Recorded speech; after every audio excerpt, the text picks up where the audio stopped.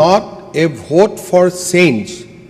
Last election was vote for continuity.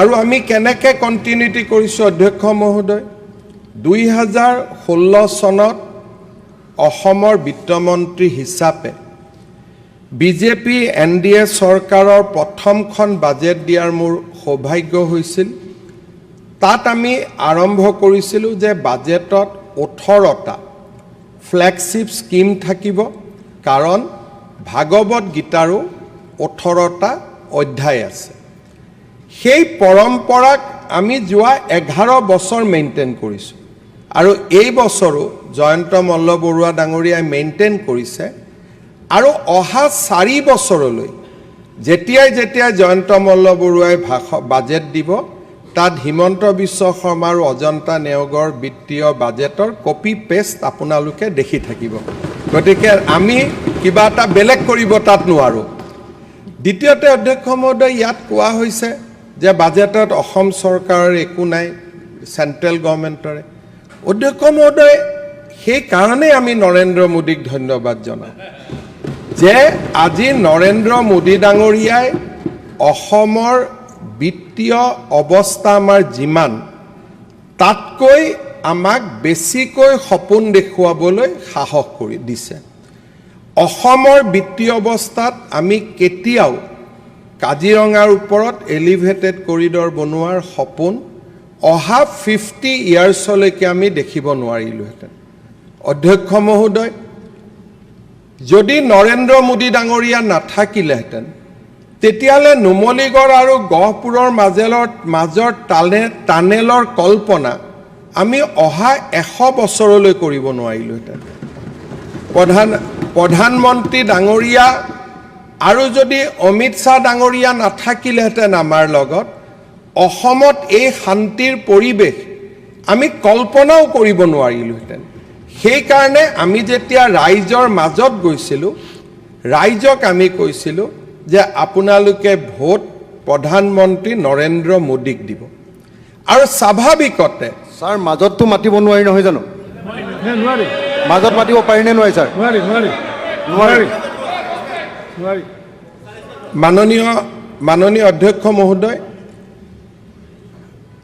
প্ৰধানমন্ত্ৰী নৰেন্দ্ৰ মোদী ডাঙৰীয়াৰ নেতৃত্বত বিধানসভা নিৰ্বাচনত আমি বিজয়ী হৈছিলোঁ গতিকে এই বাজেটৰ পাতে ডাবল ইঞ্জিন গভৰ্ণমেণ্ট দুইখন চৰকাৰৰ কল্পনা দুইখন চৰকাৰৰ সহযোগিতা আৰু হাতত হাত ধৰি অসমক ভাৰতৰ ভিতৰত এখন চহকী ৰাজ্যলৈ ৰূপান্তৰ কৰাৰ কল্পনা সদায় বিৰাজমান হৈ থাকিব ইয়াতে এই আঁচনি সেন্ট্ৰেল গভৰ্ণমেণ্টৰ এই আঁচনি ষ্টেট গভৰ্ণমেণ্টৰ অধ্যক্ষ মহোদয় আমি দুইখন চৰকাৰে একে সেইকাৰণে কেন্দ্ৰ আৰু ৰাজ্যৰ মাজত সংঘাত নাথাকিব কেন্দ্ৰ আৰু ৰাজ্যৰ মাজত সহযোগিতা থাকিব আৰু তাৰ বিষয়ে এই বাজেটৰ পাতে উল্লেখ কৰা হৈছে মই জয়ন্ত মল্ল বৰুৱা ডাঙৰীয়াক অভিনন্দন জনাইছোঁ যে মুখ্যমন্ত্ৰী হিচাপে মোৰ কল্পনাৰ লগতে প্ৰধানমন্ত্ৰী নৰেন্দ্ৰ মোদী ডাঙৰীয়াৰ অসমৰ প্ৰতি থকা সদ্ভাৱক সংমিশ্ৰণ কৰি অসমক আগুৱাই লৈ যোৱাৰ কল্পনা তেখেতে বাজেটত ৰাখিছে তাৰ বাবে সদনৰ তেখেত নিশ্চিতভাৱে ধন্যবাদৰ পাত্ৰ অধ্যক্ষ মহোদয় সমগ্ৰ দিশটো নিৰ্ভৰ কৰে যে মানুহে অসমক কেনেকৈ চাব অসমৰ আমি ভাল কথা কম না আমি অসমৰ বেয়া কথা কম অধ্যক্ষ মহোদয় এইটো মানুহৰ টেষ্টৰ ওপৰত নিৰ্ভৰ কৰে ইয়াতে বহি অসমৰ কি হোৱা নাই মই 3টা দিন ক'ব পাৰোঁ কি হোৱা নাই বহুত হোৱা নাই কিন্তু অধ্যক্ষ মহোদয় এজন গৌৰৱী অসমীয়া হিচাপে মই প্ৰিফাৰ কৰিম যে অসমৰ কি হৈছে সেই কথাখিনি কোৱাৰ বাবে ই মানুহৰ মানসিকতাৰ ওপৰত নিৰ্ভৰ কৰে হোৱা নাই হেতু কক না অধ্যক্ষ মহোদয় এক মিনিট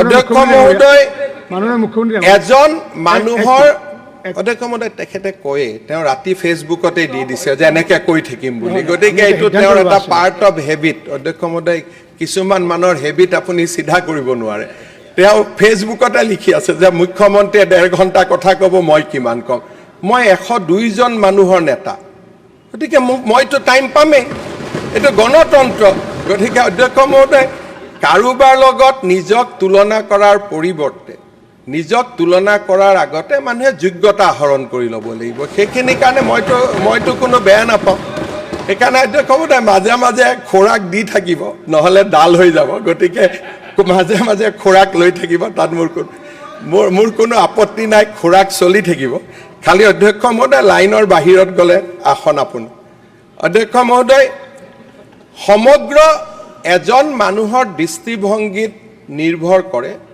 যে মই অসমৰ বেয়া কথা ক'ম নে মই অসমৰ ভাল কথা ক'ম অধ্যক্ষ মহোদয় অসমৰ কি হোৱা নাই এজন মানুহে যদি আমেৰিকাত যায় আৰু আমেৰিকাৰ হস্পিটালবিলাকৰ যদি ফটো লৈ আহে আহি সদায় সমালোচনা কৰিব পাৰিব যে গুৱাহাটী মেডিকেল কলেজত কি নাই কাৰণ আমেৰিকাৰ জন হপকিন হস্পিটালৰ লগতো আমি নিজক তুলনা কৰিব নোৱাৰোঁ কিন্তু অধ্যক্ষ মহোদয় আন এজন মানুহে ফটো ল'ব 10 বছৰ আগৰ গুৱাহাটী মেডিকেল কলেজৰ আৰু তেওঁ ফটো দিব আজিৰ গুৱাহাটী মেডিকেল কলেজৰ আৰু তেওঁ ক'ব যে 10 বছৰ আগতে মেডিকেলৰ এই অৱস্থা আছিলে আজি 10 বছৰ পিছত গুৱাহাটী মেডিকেলৰ এই অৱস্থা আছে অধ্যক্ষ মহোদয় বিৰোধী পক্ষৰ সদস্যসকলে কৈছে যে অসমৰ টকা নাই অসমৰ পইচা নাই অসমৰ এছপিডি একো নাই কিন্তু যিদিনাখনে মই লগ পাওঁ মোক আহি কয় যে এইটো ৰাস্তা বনাই দিব লাগে সেইটো ৰাস্তা বনাই দিব লাগে সেইটো ৰাস্তা বনাই দিব লাগে তাৰ মানে বিধানসভাত কৈছে টকা নাই চৰকাৰে একো কৰিব নোৱাৰে কিন্তু বিধানসভা ৰুমত যেতিয়া লগ পাওঁ সকলোৱে মোক কয় ছাৰ আপুনিয়ে পাৰিব এইটো PM ডিভাইনত আনি দিয়ক নেচিডত আনি দিয়ক গোটেইখিনি তাৰ মানে অন্তৰত অযুত বিশ্বাস আছে যে এইখন চৰকাৰে পাৰিব তাত কোনো অসুবিধা নাই আৰু তাৰ কাৰণে আজি ছাৰ মোৰ এটা বিশ্বাস আছে যে অসমৰ সকলো পথাৰতে পানী যোগানৰ ব্যৱস্থা এই চৰকাৰে কৰিব পাৰিব অধ্যক্ষ মহোদয় অসমৰ সকলো পথাৰতে পানী যোগানৰ ব্যৱস্থাৰ কাৰণে আপুনি মই 1.5 ঘণ্টা কম বুলি আপত্তি কৰিছিল এনেকে অধ্যক্ষ মহোদয় মই আপোনাক অধ্যক্ষ মহোদয় আপুনি যদি মোক এনেকে থাকে মই 3 ঘণ্টা কম গতিকে আপুনি শুনি থাকিব লাগিব গতিকে আপুনি কিয় এণ্টাৰটেইনমেণ্ট সামগ্ৰী এটা হ'ব খোজে আপুনি আমোদৰ কিয় বিষয় এটা হ'ব খোজে আৰু দুইজনক লগে লাগিলেতো পিণ্টু যেন লাগে যেতিয়া একেলগে গতিকে সিদিনাখনে ভুটুং কৰি কলা কাপোৰ এটা পিন্ধি আহিলে কথা নাই বাৰ্তা নাই গুচি গ'ল মই বুজিয়ে নাপালোঁ কিয় সোমালে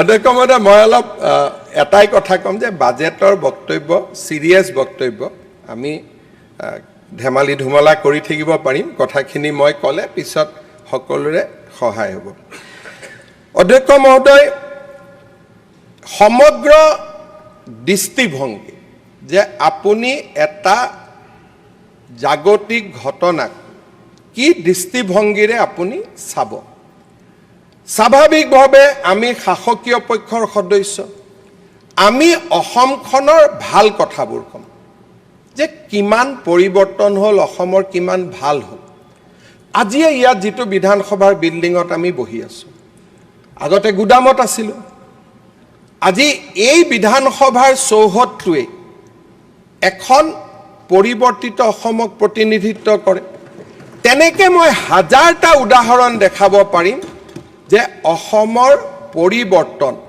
যোৱা 10টা বছৰত আমি পোৱা পৰিৱৰ্তন আৰু যদি পৰিৱৰ্তন নাথাকিলেহেঁতেন অসমৰ মানুহে এনেকৈ 102 জন বিধায়কক জিকাই ইয়াত কেতিয়াও পঠাই নিদিলেহেঁতেন মই অসমবাসী ৰাইজক আকৌ এবাৰ কৃতজ্ঞতা জনাইছোঁ আৰু অসমবাসী ৰাইজক আমি আশ্বাস দিছোঁ যে অহা 5টা বছৰ আমি দিনে নিশাই পৰিশ্ৰম কৰিম শ্ৰম কৰিম আৰু অসমখনৰ উন্নয়নৰ বাবে আমি নিজকে আকৌ এবাৰ উৎসৰ্গিত কৰিম অধ্যক্ষ মহোদয়, মই দুটা উদাহৰণে সৈতে আগবাঢ়ি পৰৱৰ্তী সময়লৈকে মই বাজেটৰ ওপৰত ক'ম। অধ্যক্ষ মহোদয়, এইবাৰ যেতিয়া মন্ত্ৰীসভাত কৃষি আৰু জলসিঞ্চন দুইটা বিভাগ একেলগ কৰা হ'ল আৰু ৰাতিপুৱা মই মন্ত্ৰীসভা পৰ্টফলিঅ' দিয়াৰ আগতে পীযুষ হাজৰিকা ডাঙৰীয়াক ফোন কৰিছিলোঁ যে পীযুষ আগৰ ডিপাৰ্টমেণ্টত থাকিব বিচাৰে নে কৃষি জলসিঞ্চন দুইটা একেলগ কৰি ল'ব বিচাৰে। এটা ছেকেণ্ড নষ্ট নকৰাইকো পীযুষ হাজৰিকাই মোক কৈছিল যে কৃষি আৰু জলসিঞ্চনটো পালে একেলগে পালে মই ভাল পাম। অধ্যক্ষ মহোদয়, সদনৰ ভিতৰত আমি জলসিঞ্চনৰ কথা কৈছোঁ, সদনৰ ভিতৰত আমি কৃষিৰ কথা কৈছোঁ, বাহিৰত আমি কি কৈছোঁ যে পীযুষ হাজৰিকাৰ পাখি কাটি দিলে। তাৰমানে কৃষি আৰু জলসিঞ্চন মন্ত্ৰীৰ দৰে ডাঙৰ দপ্তৰ দুটাক যেতিয়া পাখি কাটাৰ লগত তুলনা কৰে, তাৰমানে অধ্যক্ষ মহোদয় সেই ব্যক্তিজনে কৃষি আৰু জলসিঞ্চনৰ কিমান উন্নতি বিচাৰে তেওঁৰ নিকৃষ্ট মানসিকতাই তাক প্ৰতিনিধিত্ব কৰে। ইয়াতকৈ কোনোবাই যদি কৃষি আৰু জলসিঞ্চন মন্ত্ৰী, মোৰ আজিও মনত আছে চন্দ্ৰমোহন পাটোৱাৰী ডাঙৰীয়াই কয় যে মোৰ এগ্ৰিকালচাৰ মিনিষ্টাৰ পোৱাটোৱে মোৰ জীৱনৰ আটাইতকৈ ডাঙৰ সৌভাগ্য আছিলে। কি কৰিব পাৰি নোৱাৰি অসমৰ সীমিত সম্পদৰ মাজত বেলেগ কথা। কৃষি আৰু জলসিঞ্চন বিভাগক যেতিয়া কোনোবাই পাখি কাটাৰ লগত তুলনা কৰে, তেতিয়া তেনেকুৱা নিকৃষ্ট মানসিকতাৰ লগত আমি কম্পিটিশ্যন কৰিব নোৱাৰোঁ। তাত কাৰণ আমাৰ নিজৰ নিজৰ ৰিজাৰ্ভেশ্যন আছে, আমাৰ ৰেষ্ট্ৰিকশ্যন আছে, আমি কেনেকৈ তাৰ লগত কম্পিটিশ্যন কৰিম। অধ্যক্ষ মহোদয়, অসমৰ মাল্টি ডাইমেনশ্যনেল পভাৰ্টি, দৰিদ্ৰতা 2015 চনত যেতিয়া নীতি আয়োগে বা তেতিয়াৰ প্লেনিং কমিশ্যনে প্ৰথম ডেটা দিছিলে, অসমৰ দৰিদ্ৰতা মাল্টি ডাইমেনশ্যনেল পভাৰ্টি কৈছিলে 32.67%। তাৰমানে আমি যদি 100জন ব্যক্তি আছোঁ, তাৰ 33জন ব্যক্তি দৰিদ্ৰতাৰ সীমাৰেখাৰ তলত বাস কৰে। অধ্যক্ষ মহোদয়, আজি অসমৰ মাল্টি ডাইমেনশ্যনেল পভাৰ্টি হৈছে 14.47। অধ্যক্ষ মহোদয়, 20% লোকক, 20% পৰিয়ালক দৰিদ্ৰতাৰ কৰাল গ্ৰাসৰ পৰা মুক্ত কৰাৰ কৃতিত্ব এইখন চৰকাৰে নিশ্চিতভাৱে ল'ব পাৰে। অধ্যক্ষ মহোদয়, when you attack poverty, আপুনি যেতিয়া পভাৰ্টিক আক্ৰমণ কৰিব, তাৰ ৱৰ্ল্ড ৱাইজ ৰিকগনাইজ ফৰ্মুলা হৈছে ডিৰেক্ট কেছ বেনিফিট ট্ৰান্সফাৰ। কাৰণ অধ্যক্ষ মহোদয়, ইউ ডোণ্ট হেভ টাইম। আপুনি ক'ব পাৰে কৃষি কৰক, জলসিঞ্চন কৰক, ক্ষুদ্ৰ উদ্যোগ কৰক, মধ্যমীয়া উদ্যোগ কৰক। অধ্যক্ষ মহোদয়, over A period of 50 years এনেকুৱা ইনফ্ৰাষ্ট্ৰাকচাৰ হ'ব পাৰে। অসমত আজি আমি কিমান জলসিঞ্চন কৰিম? মেক্স টু মেক্স আমি কিমান টকাৰ বাজেট দিব পাৰিম অধ্যক্ষ মহোদয়? আজি এজন সদস্যই কৈছে প্ৰতিখন গাঁৱতে জলসিঞ্চন কৰক। ধুনীয়াকৈ কৰিব পাৰি। 5 বছৰত ৰাস্তা নবনাওঁ, 5 বছৰত স্কুল নবনাওঁ, 5 বছৰত নিযুক্তি নিদিওঁ, আন একো কাম নকৰোঁ, অকল ইৰিগেশ্যন কৰিম। That is one approach. আনটো এপ্ৰ'চ হৈছে যে আমি জলসিঞ্চনত বেছি টকা আবণ্টন কৰিম, ইউ গিভ প্ৰায়ৰিটি।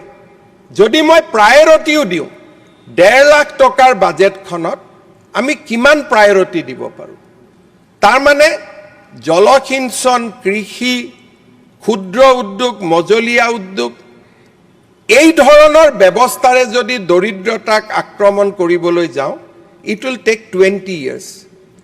70 years স্বাধীনতাৰ পিছত আমি 70 বছৰ অপেক্ষা কৰিলোঁ যে অসমত দৰিদ্ৰতাৰ সীমাৰেখা কেতিয়া ছিংগল ডিজিটলৈ আহিব। কংগ্ৰেছ ফেইল। কিয়?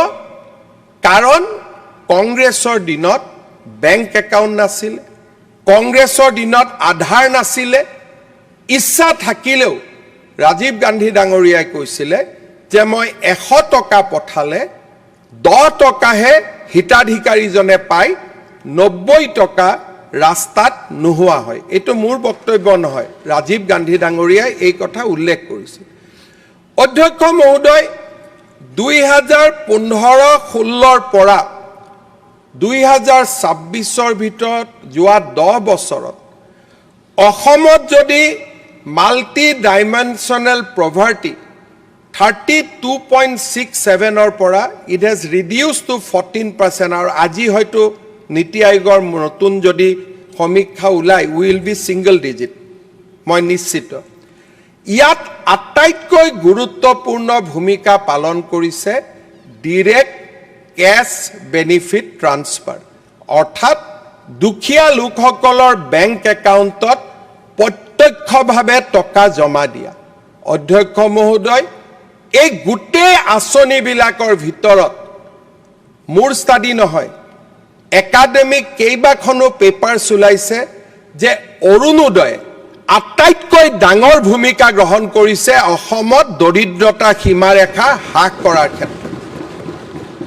অধ্যক্ষ মহোদয়, আমি যদি NFSS 5 আৰু 6ৰ মাজত অসমৰ পৰিৱৰ্তন দেখোঁ, কিষাণ সন্মান নিধি, নিযুত মইনা, অৰুণোদয়, প্ৰধানমন্ত্ৰী ডাঙৰীয়াৰ বিনামূলীয়া চাউল, এই গোটেই আঁচনিবিলাকে আজি প্ৰত্যক্ষভাৱে দৰিদ্ৰতাক আক্ৰমণ কৰিছে। মই কেতিয়াবা আচৰিত হওঁ যে বামপন্থীত বিশ্বাস কৰা ব্যক্তিসকলে যেতিয়া অৰুণোদয় আঁচনিখনক আক্ৰমণ কৰে। অধ্যক্ষ মহোদয়, অৰুণোদয়ৰ দৰে আঁচনি যেতিয়ালৈকে কৃষি জলসিঞ্চনে এটা পৰ্যায় নাপায়, বানপানীৰ সমস্যা যেতিয়ালৈকে আমি সমাধান কৰিব নোৱাৰোঁ, যেতিয়ালৈকে আমি মাল্টিপল ক্ৰপিং আৰম্ভ কৰিব নোৱাৰোঁ, সেই মুহূৰ্তলৈকে দৰিদ্ৰতাৰ সীমাৰেখাৰ বা দৰিদ্ৰতাৰ সৈতে যুঁজিবৰ কাৰণে, পভাৰ্টিৰ সৈতে ফাইট কৰিবৰ কাৰণে ডিৰেক্ট কেছ বেনিফিট ট্ৰান্সফাৰ, ইয়াৰ আপুনি সহায় ল'বই লাগিব। অধ্যক্ষ মহোদয়, মই এটা ডাঙৰ সাফল্যৰ কথা ক'ম। আমি যেতিয়া নিযুত মইনা আঁচনিখন আৰম্ভ কৰিছিলোঁ, প্ৰথম বছৰ 2,70,000 ষ্টুডেণ্টে এই আঁচনিখনৰ সুবিধা পাইছিলে। যোৱা বছৰ প্ৰায় 3.5 লাখ ষ্টুডেণ্টে এই আঁচনিখনৰ সুবিধা পালে, আৰু এইবাৰ মোক কোৱা হৈছে যে ই 4.5 লাখ পাব।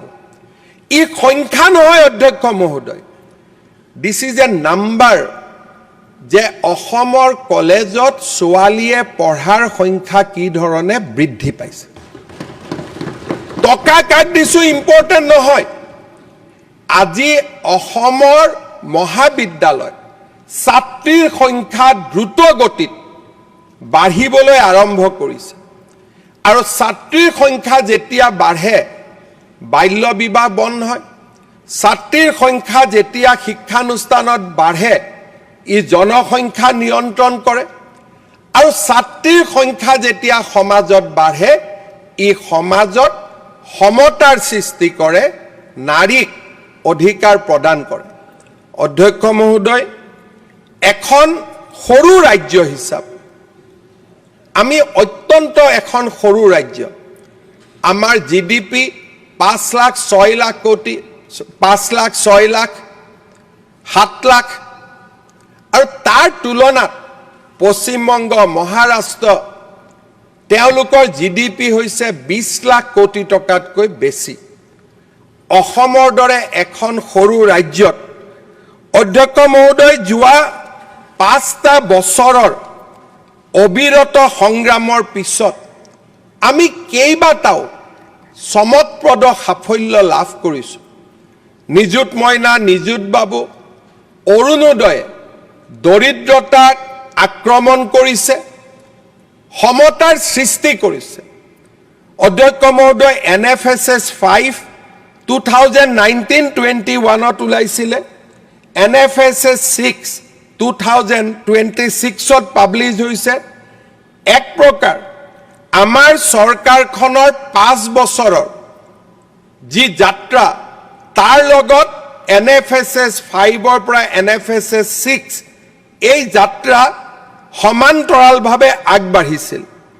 অধ্যক্ষ মহোদয়, মেটাৰ্নেল মৰ্টেলিটি, আজি আমি স্যাৰ মেটাৰ্নেল এটা কথা মৰ্টেলিটি, সুধিব খুজিছো, মাল্টি ডাইমেনশ্যনেল প্ৰপাৰ্টি ইণ্ডেক্সত অসম ভাৰতৰ কেই নম্বৰত আছে? অধ্যক্ষ মহোদয়, নম্বৰৰ প্ৰতিযোগিতা কৰিবৰ কাৰণে 6 মই নম্বৰ। মহাৰাষ্ট্ৰ অধ্যক্ষ আটাইতকৈ বেয়া পজিশ্যনৰ ভিতৰত বিহাৰ 1 নম্বৰ, অসম 6 নম্বৰ। অধ্যক্ষ মহোদয়, 6 নম্বৰত হোৱাটো কিমান ডাঙৰ ভাগ্যৰ কথা। অধ্যক্ষ মহোদয়, 6 আমি নম্বৰত হোৱাটো দুখীয়াৰ ভিতৰত 6 নম্বৰ, ইণ্ডিয়াৰ ভিতৰত। গোটেই ভাৰতবৰ্ষৰ দুখীয়াৰ ভিতৰত 6 নম্বৰ।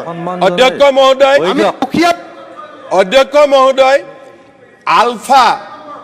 আলফা বানপানী, ট্ৰাইবেল মুভমেণ্ট আৰু এই গোটেই পৰিৱেশৰ মাজত ভাৰতৰ ভিতৰত যদি তলৰ পৰা 6 নম্বৰ হৈছোঁ, সাফল্য নহয় জানো? হয়, পিছত আপুনি চাব। অধ্যক্ষ বিহাৰ, মহোদয়, মেঘালয়, ঝাৰখণ্ড, উত্তৰ প্ৰদেশ, অধ্যক্ষ মধ্যপ্ৰদেশৰ মহোদয়, পাছতে অসম আটাইতকৈ দুখীয়া ৰাজ্য।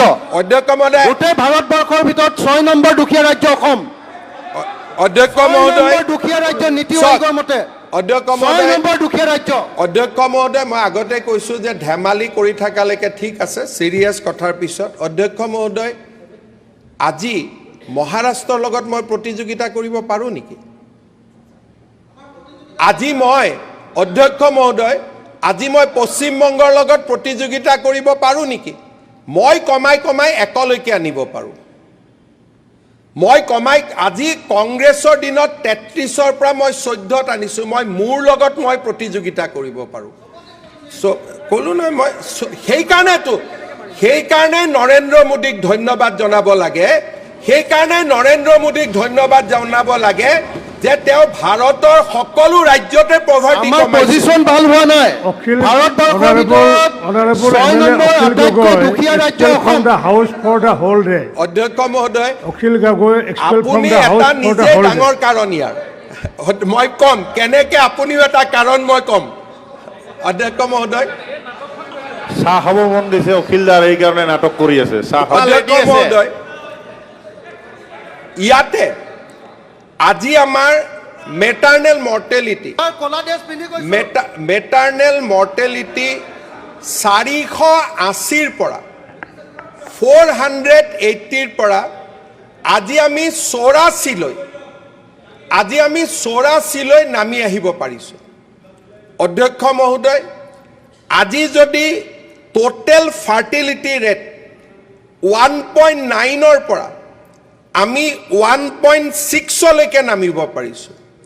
অধ্যক্ষ মহোদয়, আজি আমাৰ মহিলাই যদি আপোনালোকে, অধ্যক্ষ মহোদয় আপুনি চাব পাৰে যে আজি আমাৰ ইনষ্টিটিউচনেল ডেলিভাৰী, স্থলফালৰ পৰা 6 নম্বৰ আটাইতকৈ। অধ্যক্ষ মহোদয়, দুখীয়া হয় কাৰণেতো আপোনালোকৰ সহযোগিতা লাগে। ধনী হ'লেতো কাকো কথাই পাতিব নালাগে। অধ্যক্ষ মহোদয়, আজি আমি আমাৰ ইনষ্টিটিউচনেল ডেলিভাৰী, অৰ্থাৎ এজন মাতৃয়ে হস্পিটালত প্ৰসৱ কৰাৰ সংখ্যা আমি আজি 90 ক্ৰছ কৰিছোঁ। মাননীয় অধ্যক্ষ মহোদয়, NFSS 5 আৰু 6ত ইয়াতে কোৱা হৈছে যে আমাৰ বাল্য বিবাহ ৰোধ হৈছে।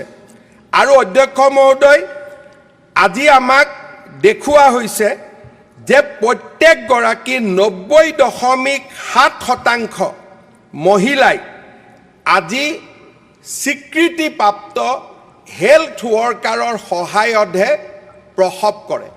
অৰ্থাৎ মাননীয় অধ্যক্ষ মহোদয়, আমি যদি এফালৰ পৰা চাব যাওঁ, NFSS 5 আৰু 6ত মাজত আমি প্ৰায়বিলাকতে ৰাষ্ট্ৰীয় সূচাংকক প্ৰথমবাৰৰ বাবে স্পৰ্শ কৰিবলৈ সক্ষম হৈছোঁ। ইয়াৰ আগতে যোৱা 70 বছৰত কংগ্ৰেছ দলৰ চৰকাৰ বা আমাৰ চৰকাৰ এজিপি চৰকাৰ যাৰে চৰকাৰ নাথাকক কিয় আমি ৰাষ্ট্ৰীয় সূচাংকৰ পৰা বহুত দূৰত আমি অৱস্থান কৰিছিলোঁ আজি প্ৰত্যেকটো পৰ্যায়তে আজি আমি ৰাষ্ট্ৰীয় সূচাংক